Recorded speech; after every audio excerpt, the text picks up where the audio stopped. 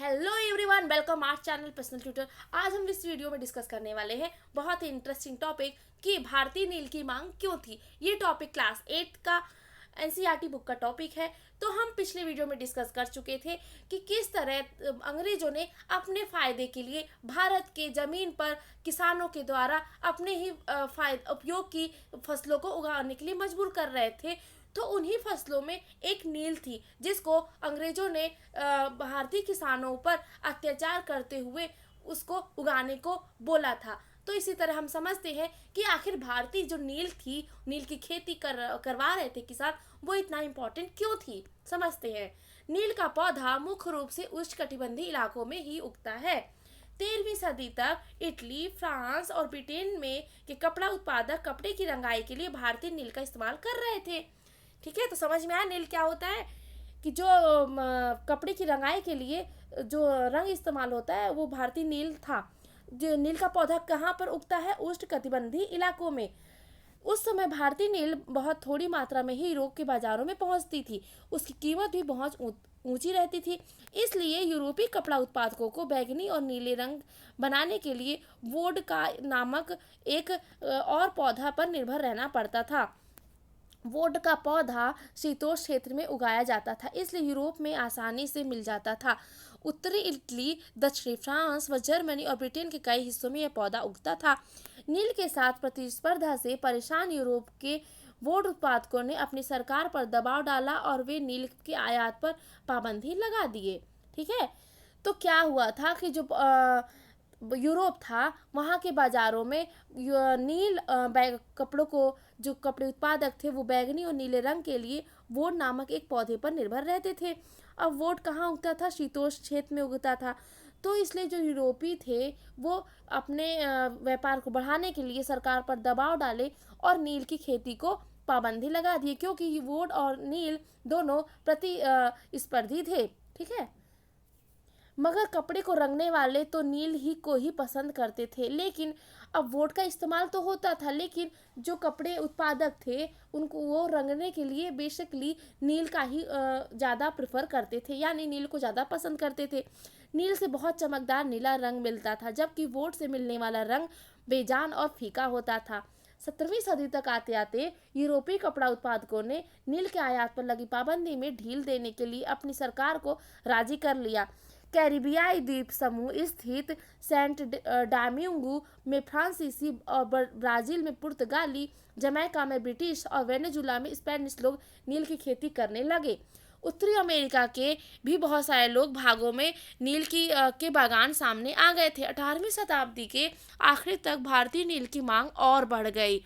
Britain में औद्योगिकरण का युग शुरू हो चुका था और उसके कपास उत्पादन में भारी इजाफा हुआ था। अब कपड़ों की रंगाई की मांग तेजी से बढ़ने लगी।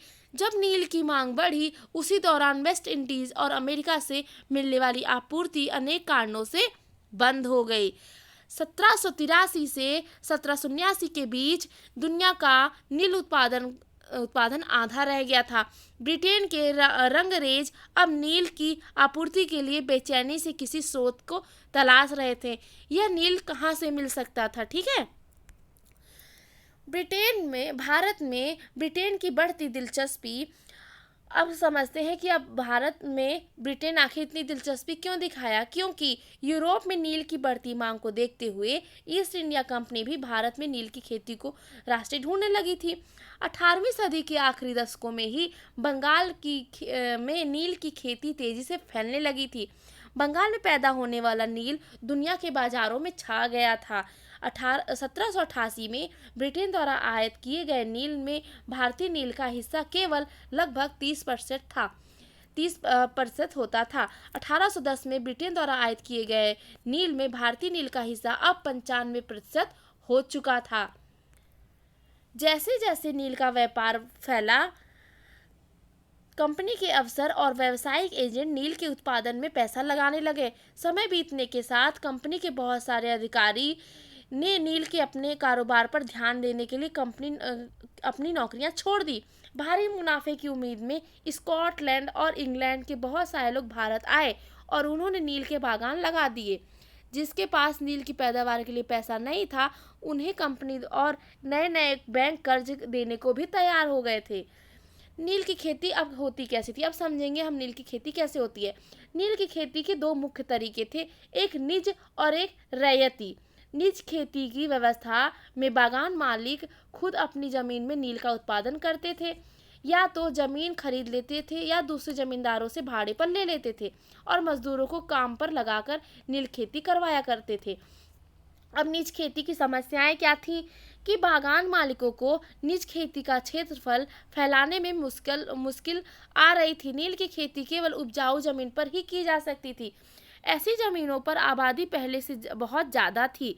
यहाँ वहाँ छोटे मोटे खेत ही उनके हाथ लग पाते थे। नील की खेती के लिए उन्हें बड़े बड़े भूखंडों की जरूरत थी। इस तरह जमीन उन्हें कहाँ से मिल सकती थी। उन्होंने नील की फैक्ट्री के इर्द गिर्द पट्टे पर जमीन के लिए प्रयास किया, वहाँ के किसानों को हटवाया और इससे टकराव और तनाव भी पैदा हुआ। मजदूरों का इंतजाम करना भी आसान नहीं था। बड़े बागानों के लिए बहुत सारे मजदूरों की ज़रूरत होती थी। मजदूरों की ज़रूरत की सबसे ज़्यादा उसी समय होती थी जब किसान धान की खेती में व्यस्त रहते थे। बड़े पैमाने पर निज खेती के लिए बहुत सारे हल बैलों की भी ज़रूरत पड़ती थी। ठीक है, 1 बीघा नील की खेती के लिए 2 हल चाहिए होते थे। इसका मतलब अगर किसी बागान मालिक के पास 1000 बीघा जमीन है तो उसे 2000 हलों की ज़रूरत पड़ती थी। हलों को खरीदना और उनका रखरखाव एक बड़ी समस्या थी। किसानों से भी हल नहीं मिल सकते थे, उन्हें अपने लिए ही इन चीज़ों की ज़रूरत होती थी। जिस समय नील उत्पादकों की ज़रूरत होती थी उसी समय किसान के हल बैल भी चावल के खेतों में व्यस्त रहते थे। अब 19वीं सदी के आखिरी तक बागान मालिक निज खेती का क्षेत्र फैलाने में हिचकिचाते थे क्योंकि उसमें समस्याएं बहुत आ गई थी। नील की पैदावार वाली 25% से भी ज़्यादा कम जमीन आती थी, बाकी जमीन रैयती व्यवस्था के अंतर्गत थी। तो जो निज व्यवस्था थी नील की उत्पादन करने के लिए, उसमें काफ़ी समस्याएं थीं। तो 19वीं सदी आखिर आते आते तो जो नील खेती की पैदावार थी वो 25% से भी कम हो गई और बाकी जो ज़मीनें थीं वो रैयती व्यवस्था में चली गईं। अब समझते हैं, अब हम अगले वीडियो में समझेंगे कि रैयती व्यवस्था क्या थी और इसमें किस तरह से नील का उत्पादन किया जाता था।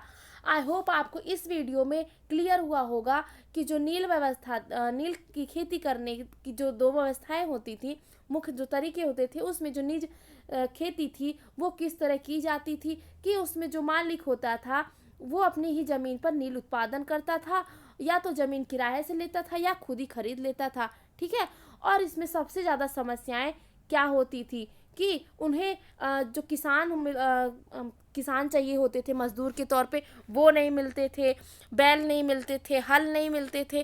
तो ये सारी छोटी छोटी चीज़ें निज खेती में समस्याएं आने लगी और अंततः जो 19वीं सदी आते आते नील खेती कमज़ोर पड़ गई और आधी जो निज खेती की ज़मीनें थीं वो रैयती व्यवस्था में चली गई।